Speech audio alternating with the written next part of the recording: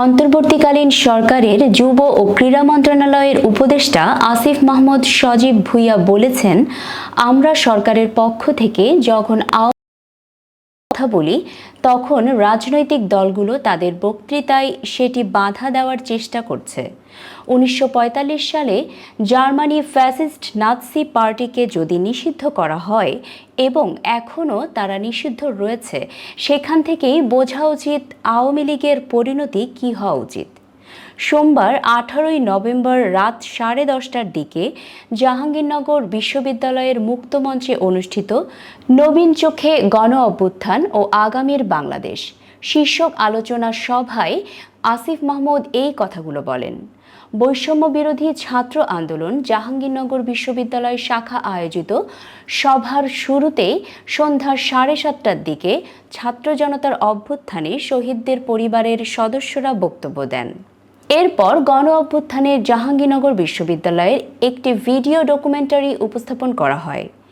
গণ অভ্যুত্থানের আহত ব্যক্তিদের চিকিৎসা ও পুনর্বাসনের নানা উদ্যোগ নেওয়া হচ্ছে জানিয়ে আসিফ বলেন, গণ অভ্যুত্থানে শহীদ ও আহত ব্যক্তিদের চিকিৎসা ও পুনর্বাসনের আমরা অনেকগুলো উদ্যোগ নিয়েছি এবং নিচ্ছি। ইতিপূর্বে বিভিন্ন হাসপাতালে আহত ব্যক্তিদের চিকিৎসার জন্য যেসব খরচ হয়েছে তা সরকারের পক্ষ থেকে বহন করা হবে। তিনি আরও জানান, চিকিৎসকদের পরামর্শ অনুযায়ী আহত ব্যক্তিদের দেশের বাইরে উন্নত চিকিৎসা দেওয়ার প্রক্রিয়া চলমান রয়েছে। এক্ষেত্রে তাদের পাসপোর্ট না থাকা ও অনেকে অপ্রাপ্তবয়স্ক হওয়ায় কিছু জটিলতা রয়েছে। তাদের চিকিৎসার জন্য দেশের বাইরে পাঠানোর জন্য একটি কমিটিও গঠন করা হয়েছে। আহত ব্যক্তিদের চিকিৎসার পাশাপাশি দেশের অর্থনীতিকে সচল রাখা সরকারের প্রথম অগ্রাধিকারের মধ্যে ছিল। আসিফ মাহমুদ বলেন, এই গণ অভ্যুত্থান আংশিক সফল হয়েছে, কারণ আমাদের এক দফা দাবির মধ্যে ছিল শেখ হাসিনার পতন ও ফ্যাসিবাদী ব্যবস্থার বিলোপ। কিন্তু এখনও সেই ফ্যাসিবাদী ব্যবস্থা সম্পূর্ণরূপে বিলোপ করা সম্ভব হয়নি। আইনজীবী মনজুর আল মতিন বলেন, আমাদের অধিকারের প্রয়োজনে আমাদের সবাইকে জাগ্রত থাকতে হবে। আমাদের অধিকার অন্য কেউ আদায় করে দেবে না। আমরা একটা সুষ্ঠু ভোট চাই, এ ব্যাপারে আমাদের কোনো দ্বিমত নেই। আমরা এমন একটি ব্যবস্থা চাই যেখানে জবাবদিহি থাকবে। রাষ্ট্র যারা চালাবেন তারা আমাদের প্রশ্নের উত্তর দিতে বাধ্য থাকবেন। আমরা এমন একটা ব্যবস্থা চাই যেখানে আমরা বিচার পাব।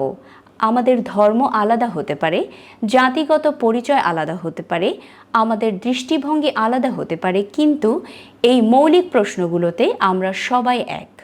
সভায় আরও বক্তব্য দেন বিশ্ববিদ্যালয়ের উপাচার্য অধ্যাপক মোহাম্মদ কামরুল আহসান, সহ উপাচার্য অধ্যাপক সোহেল আহমেদ, অধ্যাপক মোহাম্মদ জামাল উদ্দিন, অধ্যাপক মোহাম্মদ লুৎফুল এলাহি, অধ্যাপক শামিমা সুলতানা, জাতীয় নাগরিক কমিটির সদস্য ফয়সাল মাহমুদ প্রমুখ। আলোচনা শেষে বিপ্লবী সাংস্কৃতিক সন্ধ্যায় গান পরিবেশনা করেন র্যাপার হান্নান।